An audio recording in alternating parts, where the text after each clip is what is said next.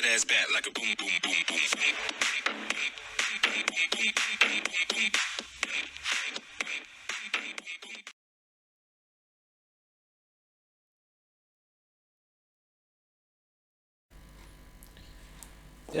Good evening, ladies and gentlemen, and you're very welcome to the latest edition of the DriveThru Sports Show. Now, a bit like myself, it was a little bit unplanned, but a lot of the best things in life are, so we'll just kick off and get through a few bits and pieces while I have the opportunity to record, which doesn't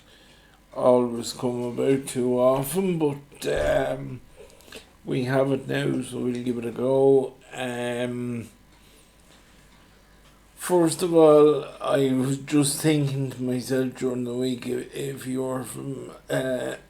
Mayo, after all the bad luck they've had on the football field, you would really begin to wonder where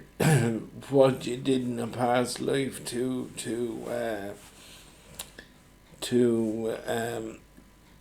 deserve or warrant all the bad luck they had thrown on them, because in the last week alone they've had Oisin Mullen confirmed as the latest top class GAA player to succumb to the lure of the Australian dollar and leave his own behind and head for Australian rules football. And then if you are looking at the absolutely outstanding display by Caelan Doris for the Irish rugby team yesterday against New Zealand, if you're a Mayo GAA fan, you just have to ask yourself, how did we let this guy slip through the net, and what a difference he would make to Mayo or any Gaelic football team at either midfield or full forward, because the display he gave yesterday. Now, I know rugby and Gaelic football are two completely different sports, but in some cases the bit of Gaelic football can come in very handy in rugby, whatever about the other way around, because you know, when you see line out jumpers going up for high ball, or indeed players catching restarts or whatever, the ones with the bit of Gaelic football in them are always that bit sharper. And of course, mention of all that brings us nicely on to the topic of the aforementioned rugby match itself. Now, I know across social media in the aftermath of the game, there were smart arses from other countries more or less making a laugh of Ireland getting so excited over beating the All Blacks in what was supposedly only a friendly. Now, the way it is, when you're playing the All Blacks, it's never a friendly. That is not to say that there's anything unfriendly or untoward about it, but any team that ever goes out against them wants to try their hardest to beat them if they can, because let's face it, an awful lot of teams around the globe can't get near beating them, and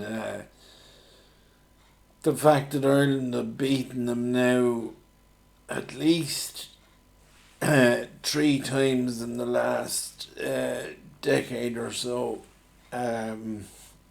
You know, it gives a fair indication of the strides that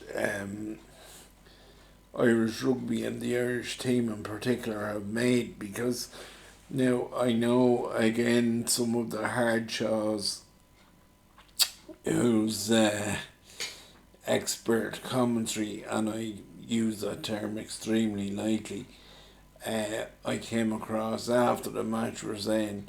oh well, New Zealand didn't care and New Zealand were out drinking pints of Guinness the night before and this and that and the other. Complete balderdash, because I mean, unless you reside under a boulder,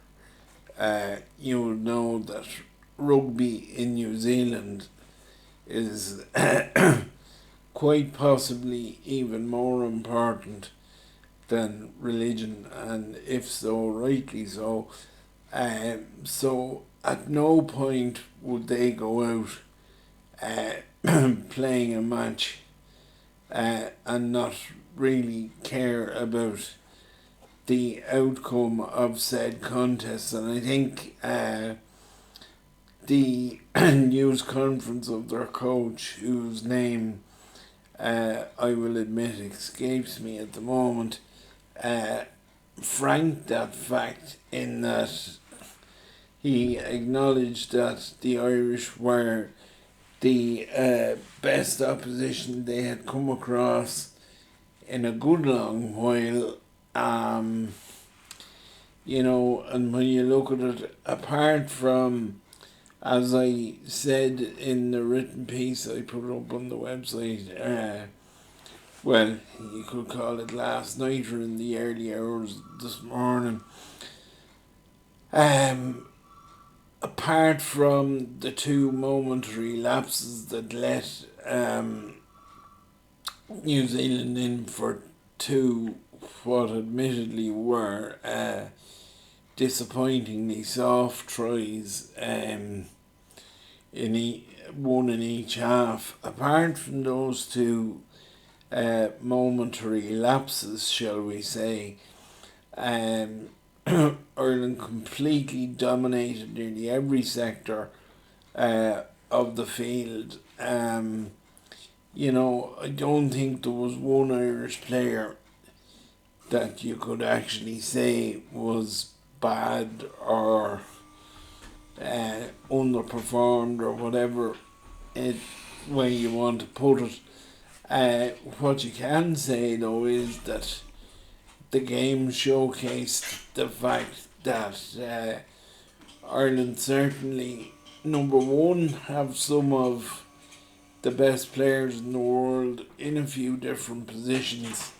around the field, nowhere more so than Tyke Furlong at prop forward, as the wonderful Donal Lenihan put it in commentary, a horse of a man, 19 stone 12 of pure Wexford beef, and that's exactly what he is. But on top of that, he's a very skillful rugby player, and in that position, it's not always a sure thing that you will get the combination of both. But in Furlong, Ireland certainly have the combination of the 2, and that would only be one of the positions. I mean, at the start of this video, I was making reference to Caelan Doris and whatever about Furlong being established as one of the best in the world. If Doris can escape injury and you know, his career trajectory keeps going in its current direction, he will certainly be counted among the best back row forwards in the world. because he's certainly heading in that direction already, even with a fairly flimsy amount of international experience under his belt. But I think for me at least, the real story out of yesterday, and this is a sign of when you know a team is really heading in the top class bracket, when you see the strength and depth Ireland were able to run in off the bench yesterday, namely Tyke Byrne, Peter O'Mahony and Joey Carberry. And again, as the point was made in my written piece, the influence the three Munster lads had when they come on was nothing short of phenomenal, and actually was probably the deciding factor in making sure that Ireland recorded another famous victory over the superpowers of the game. Now, to not so much move the goalposts as move code, I suppose you could say. Of course, the rugby team's victory was the second momentous good result in the Aviva Stadium, or Lansdowne Road as it forever will be to me, this week, after the soccer team's courageous 0-0 draw against Portugal on Thursday night. Now, again, you will have an element of people saying, oh, Portugal weren't at full tilt and they weren't this and they weren't that. But as I said to somebody after the match, at the end of the day, as long as they have a certain person called Mr. Ronaldo on the field, they always possess the danger and ability to hurt any team, but I think it was yet another demonstration that Stephen Kenny is slowly but surely making a lot of people, perhaps yours truly even to a certain extent, eat their words with regards to the work he's doing with the team and the progress he's making, because it's not all that long ago that if Ireland were on the same pitch as a Portuguese team with Cristiano Ronaldo and Bruno Fernandes, and they're only the two United players I can think of off the top of my head, but it's not all that long ago that the sole priority for the evening's work would have been damage limitation and to keep the score down. So I think the fact that we were absolutely robbed 2-1 in Lisbon not all that long ago, and indeed held them to a 0-0 draw the other night in the Aviva, gives you some indication of the progress that they are making under Kenny. And to me, I think the two principal reasons why they're making the progress is first of all, that he's given the younger players a chance, and I think that is something that was long overdue, because if you think about it, most of the young players he has given time to now, the likes of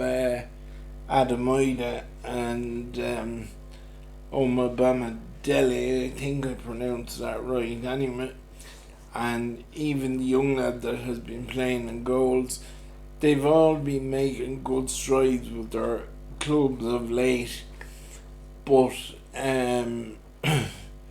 for whatever reason, previous Irish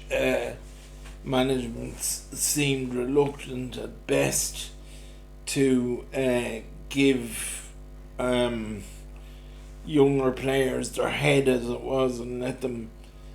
them find their own feet, whereas Stephen is very definitely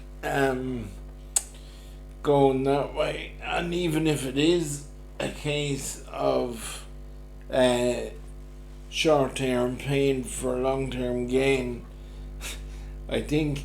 when you see somebody like Eamon Dunphy actually coming out and praising them, it actually gives you a fair indication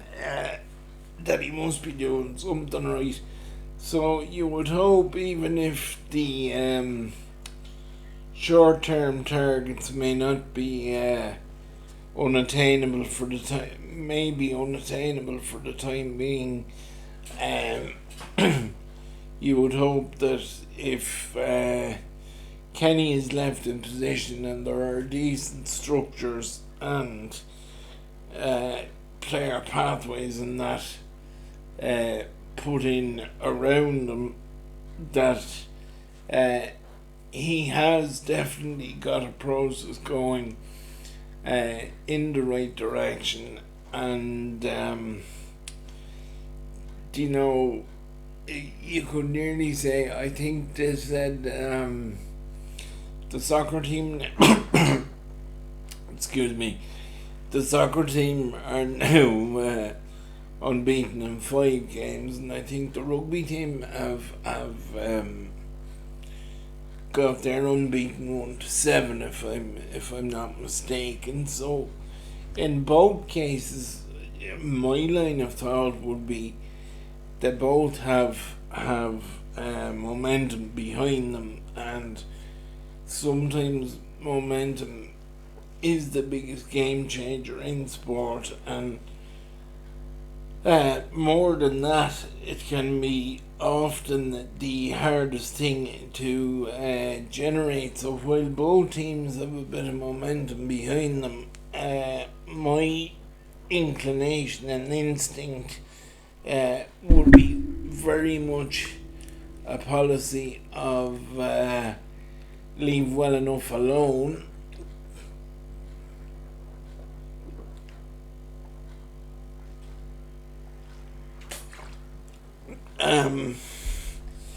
In the case of the soccer team, they are actually just kicking off against Luxembourg as I am sitting here talking to you, and while the rugby team have one more game in their autumn series still to go, it's just a pity that they will not come across competitive action again until the beginning of the Six Nations, which I presume will be either end of January or beginning of February. But the only thing about that is, I suppose all the all the teams are in the same boat there, so we just have to wait and see how things play out, and in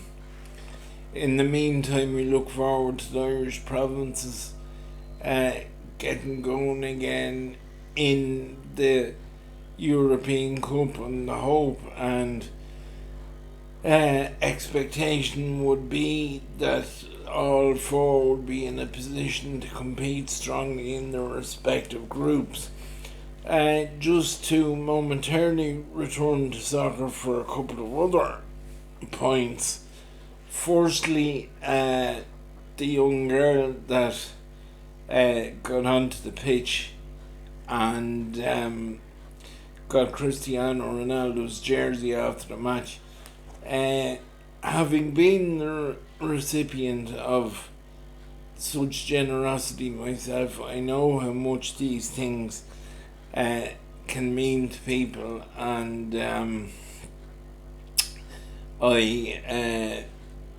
you couldn't but admire Ronaldo for the way he handled the situation. For a man of his status on and off the field, he would appear to be a very level-headed, ordinary type of guy who I do know does a serious amount of work for charity in his home country, and that, as a lot of people do. I was only reading something today where Mesut Ozil had contributed to the building of more schools and improved education systems in his part of the world. But hats off to Ronaldo, and if all so-called sports stars could be something similar to him, they could learn a lot. But I would have to say, to hear the morning after the match that the young girl had been fined £3,000 was absolutely nothing short of disgraceful. I suppose you'll have the snowflakes who will say, oh, well, the rules are the rules, and this, that, and the other. Well, in a case like that, the rules shouldn't be the rules, because the rule is an ass. I mean, at the end of the day, Ronaldo himself had no problem with the young one coming onto the field and interacting with him, and he gave her his jersey and the whole lot. And I think for anyone to turn around and fine a young one like that £3,000, they'd have to be nothing short of a heartless pig, and they'd want to turn around and have a damn good look at themselves. But knowing the sort of man Ronaldo is, it would never surprise me if he ever gets wind that the poor girl was treated the way she was. It would never surprise me if he turned around and actually paid the fine. Just to wrap up on soccer for now, and I'm sure I'm not the first one to notice this. If you were to believe every rumour that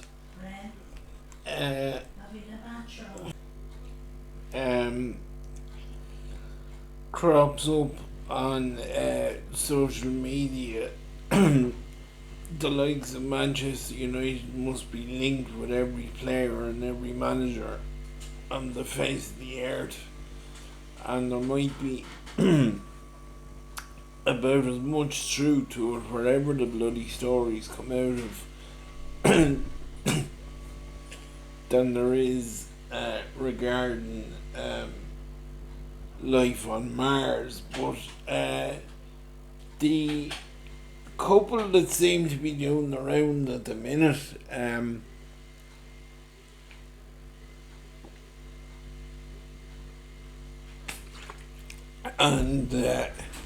by at the minute I mean this evening, because these things can change quicker than a flash of lightning. The couple that seem to be doing their own this evening definitely for whatever reason, you can usually judge by the way these things appear on social media, and the couple of rumours regarding the Manchester United management situation that are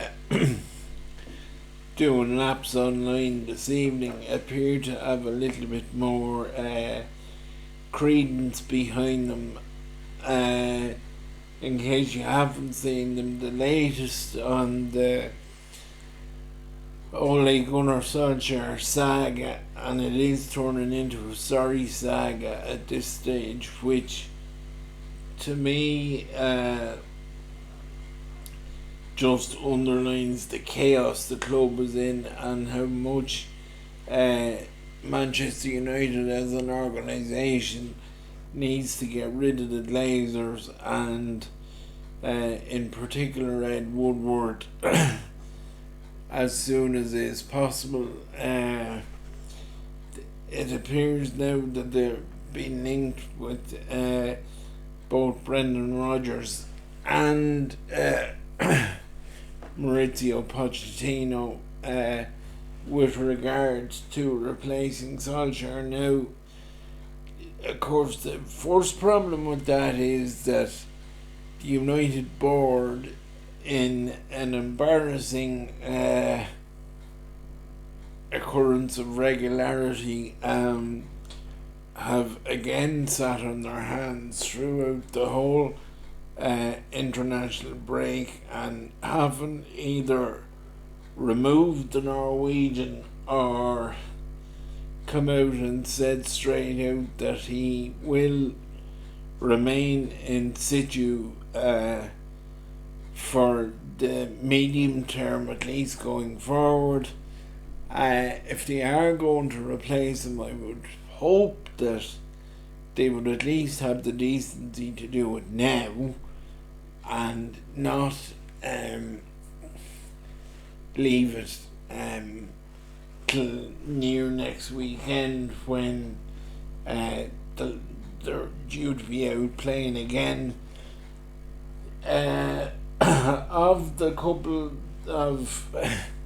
names that have been thrown around tonight, I personally would favour Pochettino. Nothing against Brendan Rodgers, and I think anyone that doubts the man's ability need only look at the at his CV as regards collecting trophies anywhere he has been. Anyone that would seek to throw the Liverpool situation as evidence of otherwise really needs to tell themselves that was all down to the players bottling it, not him. But I would just favour Pochettino, and in fact I think he should actually have the job a couple of years at this stage, but that's neither here nor there. To move on to Gaelic games briefly, and we can only start in one spot, and that is of course last night's Ladies Football All-Star Awards, which saw Meath as All-Ireland champions recognised with an outstanding and fully deserved 8 gongs, including Dunboyne's own Vicky Wall and Emma Duggan, and of course to crown a wonderful evening and wonderful season for herself personally, Vicky was awarded the Players Player of the Year award. Now, what those two girls, and indeed ladies football in Dunboyne on a whole, have achieved in the last near decade, not exactly a decade, but nearly a decade, is nothing short of phenomenal. I mean, it was only in 2014 that Dunboyne re-affiliated a team at adult level, and they've gone from junior to senior, won 2 All-Irelands along the way, and won two Meath Senior Championships now back to back, so I know there are times when I despair when I see Moyne teams and Meath teams not going well, and I wish,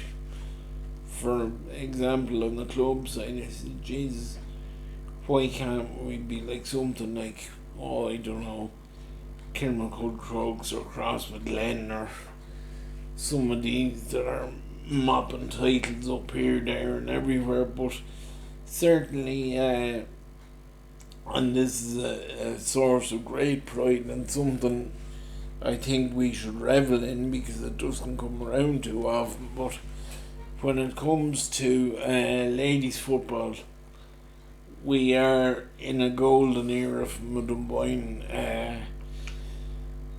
perspective, and it's just something that you just want to sit back and bask in and enjoy it, but at the same time not take the eye off the ball and keep working and keep the conveyor belt going and make sure the success continues. And please God, the next step in that will be next weekend when the girls tackle Milltown from Westmeath in the first round of the Leinster Club Championship. It is a home game for Dunboyne. I think it's next Sunday, but as soon as we have the official fixture, I will let you all know in due course. To move on to horse racing, and you know, I always think well, from a personal point of view as regards going racing, there's no doubt the first jump meeting of the season in early October in Ferryhouse is when, from my own perspective, the jumps racing and the best part of the winter really kicks into a proper gear. But as regards the bigger picture, there's no doubt the open meeting in Cheltenham is that dart on the calendar, if you want to call it that. And on Friday, I think we saw as good a display of horsewomanship, or horsemanship for that matter, certainly as I've ever seen, when Rachel Blackmore got Henry de Bromhead's horse, the name of which escapes me now at the minute, home to win what admittedly was a desperately disappointing from the point of view of runners, two-runner novice chase. Her only rival, trained by Dan Skelton and ridden by Harry, fell and all but brought Rachel down along with them, but she somehow managed to pick the animal up and go on and finish on her own and win quite a valuable novice chase. But you know, there's racing brings to mind that old saying that a pat on the back is only 6 inches from a kick you know where. And tonight my thoughts are absolutely with Noel Meade's team in two vast tables in Castletown, because just over 24 hours after, Lunar Power was an extremely impressive winner of a 3-year-old hurdle in Punchestown yesterday. The Castletown man was dealt an absolute kick in the guts when his, what I and I suspect others would consider to have been his best novice chaser, 6-shooter, was fatally injured in the second race in Punchestown today. An absolutely devastating blow for Noel and his staff, and of course the jockey Brian Cooper, who with John Flanagan unfortunately out injured, has been getting quite a bit of work in Knowles, and of course for owners Gigginstown House Stud. And I would just say on that note, because I've no doubt there will be an element who will say, oh, Michael O'Leary has loads of money and he can buy all the horses he wants, this and that and the other.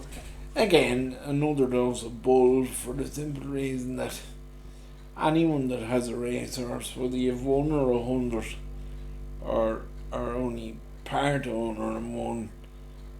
they all take up a very special meaning in a person's life, and the Gigginstown team will feel the loss of 6-shooter, because he looked like a novice that was going to be capable of competing in those top novice chases across the winter and spring. So a cruel blow for Noel and his team, and Gigginstown. I remember the first day 6-shooter ran, he won his bumper down Leopardstown in the winter time, and there was snow on the ground in Noel's own colours. So it's an absolutely cruel blow to all concerned. But one uplifting note that did catch my eye on today's racing here in Ireland was the sight of a Gigginstown runner in the bumper in Punchestown, which was actually a fairly recent purchase for the Mullingar stud, and which would at least indicate, well, it wouldn't put a line through it altogether, it would at least give the impression that Michael O'Leary's departure from horse racing circles may not be quite as imminent as was originally thought. I hope it's not, because there's no doubt, regardless of what one may think of the man personally, as it happens, I have nothing but admiration for him, and on the couple of occasions I had the pleasure to bump into him in Ferryhouse, I found him to be nothing but a gentleman. And regardless of what anyone might think of him or whatnot, there is no disputing the fact on any level that Irish racing, and as a consequence national hunt racing in general, would be much the poorer if Mick O'Leary and his operation were gone off the scene. So I did hear stories to the effect that he had actually bought a few other bumper horses in the not so distant past. So hopefully he may just hang around for another while yet. It wouldn't surprise me in the least if certain incidents which took place earlier this year may have had a bearing on him putting the brakes on his wind down operation, and hopefully they have, because, you know, as anyone that has been following my content for long enough will know, the bumper scene is one division of horse racing, which I which I particularly enjoy, and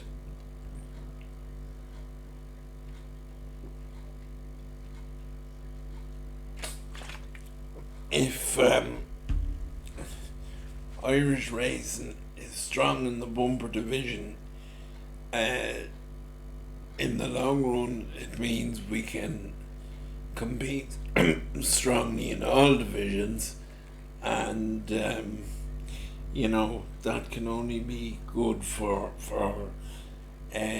racing, both from a sporting point of view and more importantly from the business side of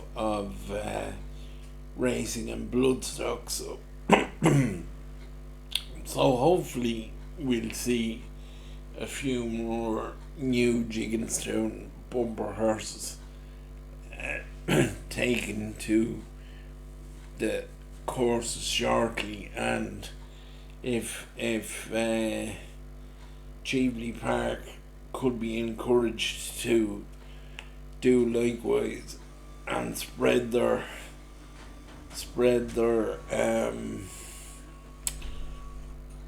patronage around a bit